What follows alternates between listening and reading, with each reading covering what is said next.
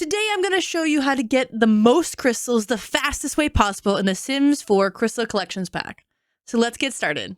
Now there's a few ways to actually get crystals or gemstones in your Sims 4 game. One of them being hunting and digging around for them on the ground in the Sim worlds.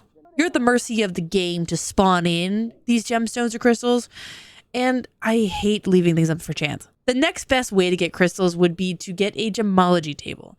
And even if your sim knows nothing about gemology, zero skill in it, you are allowed to get a bunch of the crystals in the game already.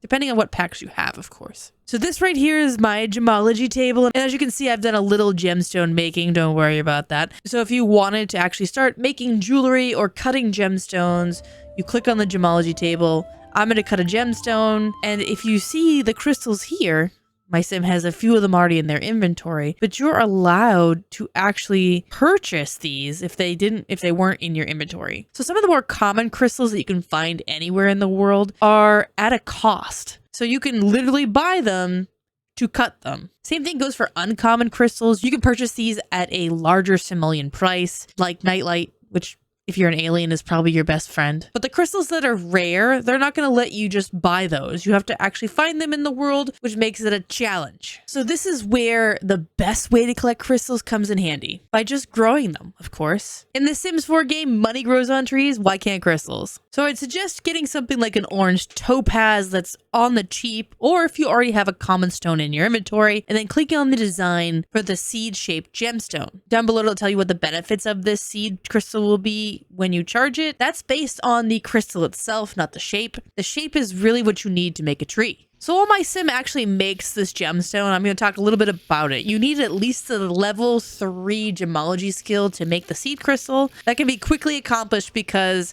within the first few pieces of jewelry or gemstones you make, you're going to easily get your skill up to level 3. So do not worry about that. Also note that when you first start doing gemology, it's going to take hours to make your first few pieces, but that will speed up over time. Be patient with your sim.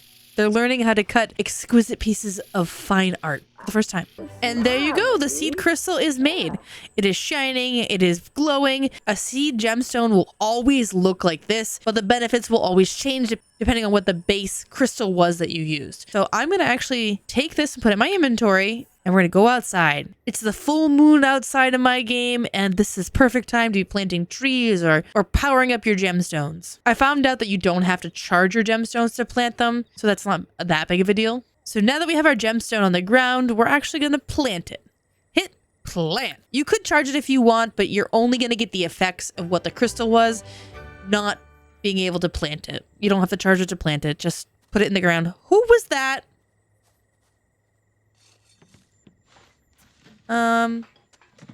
Wayne Gratz? Okay. Well, he's ruining my playthrough. Okay, so my sim planted it in the ground, and I'm just gonna water it. Okay, well, crystal tree. A tree that grows crystals. Nature is truly wonderful. So you do have to tend this. It will grow weeds. It will have bugs on it. You have to pay attention to it. Definitely water it to start.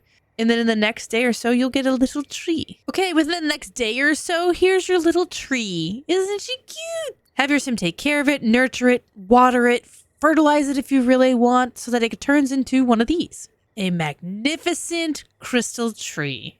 Look how nice, right? I've been evolving these two for a little bit of time now. And when they have crystals on them and they're ready to be picked, you can see the crystals slightly, but also this tree gives a little shimmer. Like all plants in The Sims 4, you can sell them, harvest them, sell all. You have different options here. But I notice if you click on Supercell, it lists out all of the crystals on the tree, which I really love. So I know what's on there, what's going to be harvested this time. So I click Harvest All. When you click Harvest, then your sim will harvest all of the crystals from the tree. From here, all of those crystals will be in your inventory, ready to be used. And every few days or so, you can come back and harvest the tree again and get into your jewelry making or gem cutting. It looks like I was able to harvest an alexandrite, so I'm going to actually make a gemstone out of that. I'm going to pick a plumb bob because it's The Sims. To make a plumb bob, you actually need level 9 gemology, so keep working at it and you'll get there. It's one of my favorite gemstones in the whole game because it's a plumb bob. Like, yeah. And there you go. our new plumb bob shaped gemstone of Alexandrite. It's excellent condition. And there you have it. No more scavenging for crystals, just easy growing and picking them off trees. Because crystals do grow on trees, just like simoleons in this game.